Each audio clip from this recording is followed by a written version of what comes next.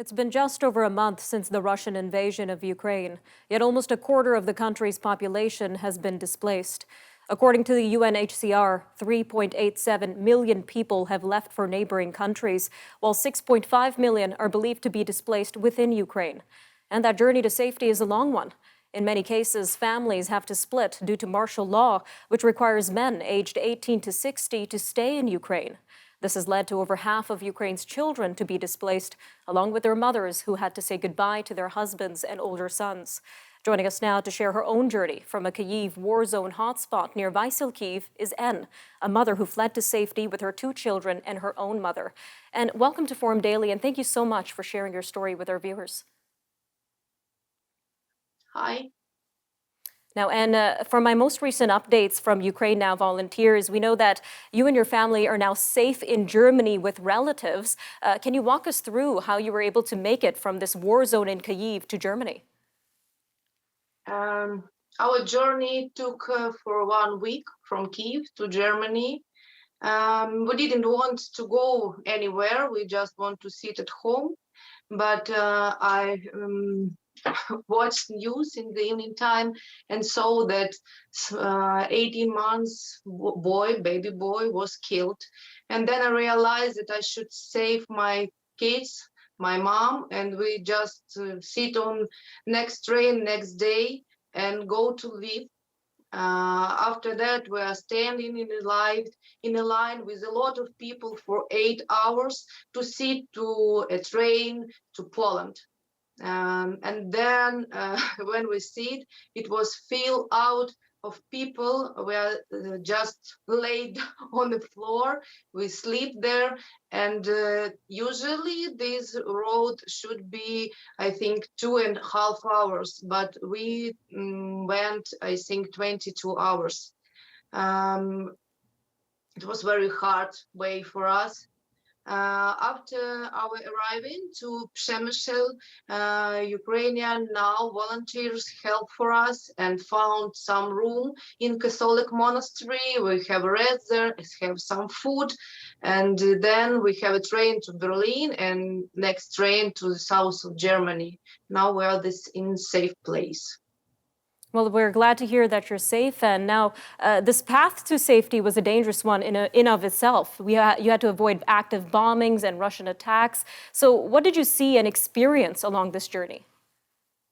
When we were outside of Kyiv, it's near Kyiv, we see how bombs were exploded. And we heard it, and we hear a lot of sounds of explosions, fire, and that was really scary when we went by train on the way to Lviv. Was very scared to die in a train. Sounds like a terrifying journey, and well, we are glad that you're safe, but we did mention that you had to leave your husbands behind on this journey. So can you take us back to that moment that you had to say goodbye? Yes, I cried all the day that we decided to divide it, and it was most heartbreaking decisions that I should do, and my mom the same. Now half of my part lives in Ukraine, and I think we are met each other soon. And on top of all of this, you have two young children, and you have an 11-year-old and a 10-year-old. Did they fully understand the situation that they were in Kyiv, that this was a war? Yes, they heard bombing, so sirens, and now when they are talking to their dad every day, sometimes they're crying. And now I found for them online school. They take some lessons and a little bit busy, so I'm not crying, not too much time for this. All right, and just a quick 45 seconds here until we have to stop for a quick break, but you are applying for visas to come to Canada with the help of UkraineNow volunteers. How has that process been for you so far? We're really grateful for Canadian government for quick response for Ukrainian people, and it was really hard to apply this visa for me. It took almost all day to fill out this form with help of volunteers, And almost 3 days, I tried to find some time for appointment to biometric interview. And I wish it was simplified because it would be impossible for someone maybe older or I don't know, somebody who is not helping someone. All right, and now before the Russian invasion, what did you and your husband do in terms of your livelihoods in Kyiv? We are both have a yoga school.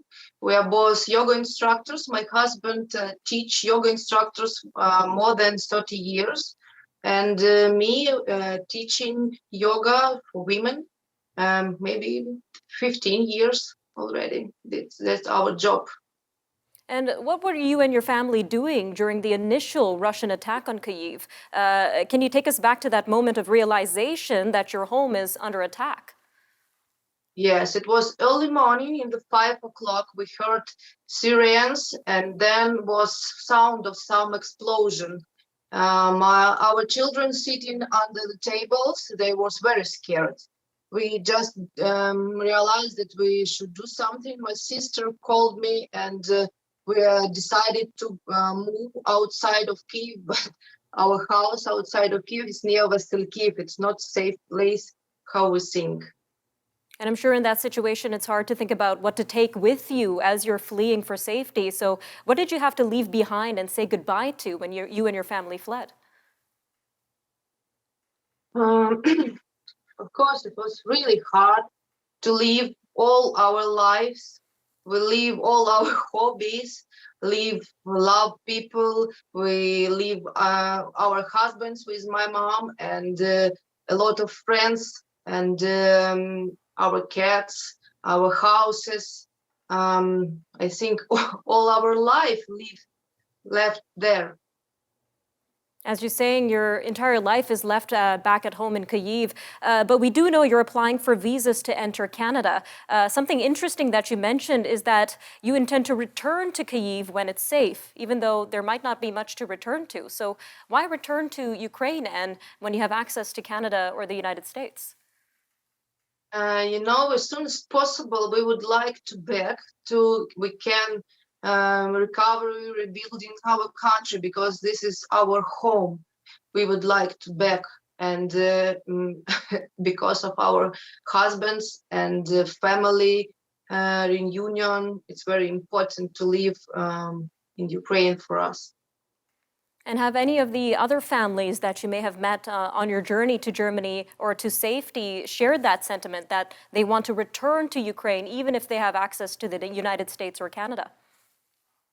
Yes, all our friends who now lived in Germany, all who wants to go somewhere, they all want to be at home.